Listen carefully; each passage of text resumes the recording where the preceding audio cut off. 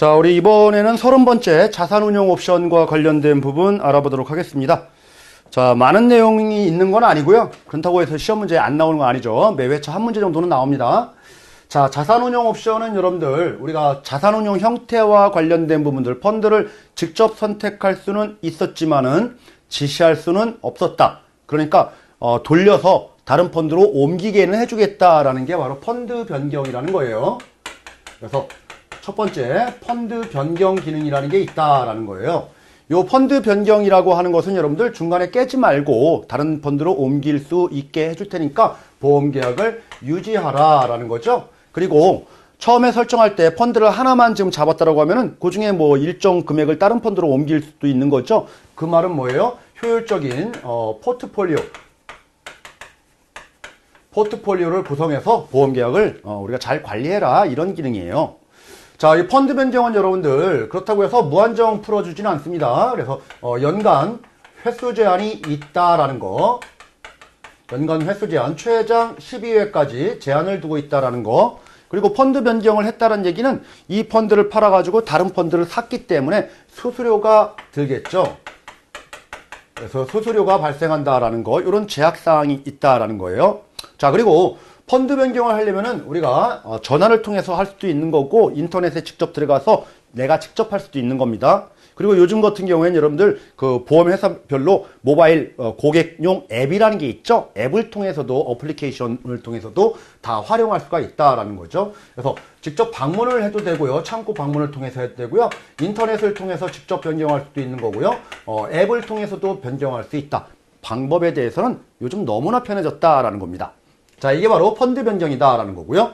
자, 또 하나 펀드 변경과 관련된 조심하셔야 될 부분들은 뭐냐면은 주식 펀드가 너무 안 좋아요. 그래서 주식이 안 좋아서 채권 펀드로 옮기겠다. 뭐 가능하겠죠. 그러면 위험 등급이 다른 거잖아요. 그래서 위험 등급이 다른 펀드, 위험 등급이 다른 펀드로의 변경도 가능하다라는 거예요. 가능하다. 자, 이게 바로 펀드 변경과 관련된 주요 골자입니다. 그래서 시험 문제 아주 잘 나오는 거니까 꼭 기억을 해 두시기 바라고요.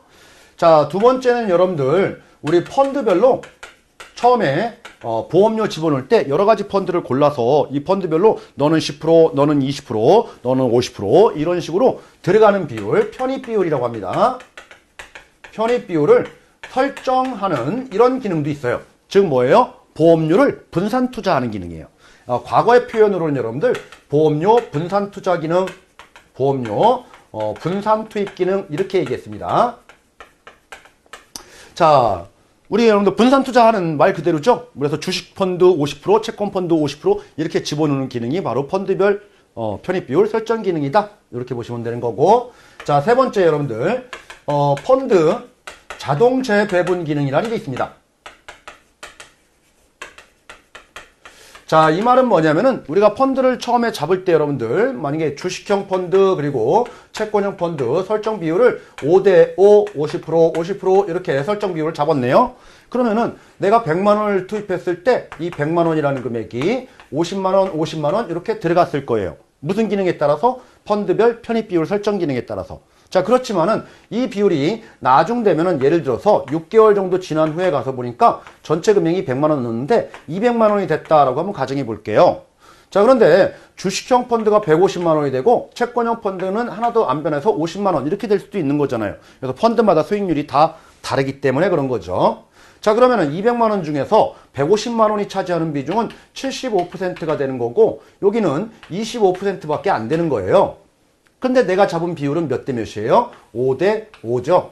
자, 비율이 깨졌죠, 이렇게. 이 깨졌을 때 내가 설정을 하는 겁니다. 일정 기간 지날 때마다 내가 설정한 비율대로 이 금액을 다시 배분해 주세요. 5대 5로. 그러면 5대 5로 배분하려면은 자, 100만 원, 100만 원 이렇게 배분하라는 얘기죠. 그래서 여기서 50만 원 빼가지고선 이쪽에 50만 원 집어넣으면은 100만 원, 100만 원 분배가 될 겁니다. 자, 이게 펀드를 일정 기간마다 내가 설정한 기간에 따라서 알아서 자동적으로 설정 비율에 따라서 다시 조정해달라. 이런 기능이 바로 펀드 자동 재배분 기능이다 라는 겁니다.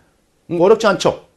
그래서 이런 기능들은 여러분들 우리 보험계약 체결할 때 설정할 수도 있지만은 그 이후의 기간에 보험계약 유지기간 중에서도 언제든지 잡을 수가 있는 거고, 요것도 5대5가 아니고 4대3, 7대3 뭐 이런 식으로 마음대로 변경할 수도 있는 겁니다. 자, 우리 네 번째, 마지막으로 여러분들, 우리가 보험료, 정액 분할 투자 기능 이런 말이 나옵니다. 자, 도대체 왜 보험료라는 것을 똑같은 금액으로 이렇게 쪼개서 투자하느냐라는 거죠. 자, 왜 그러냐면 여러분들 일신합보험을 체결하는 사람들이 있어요. 월납계약이 아니고.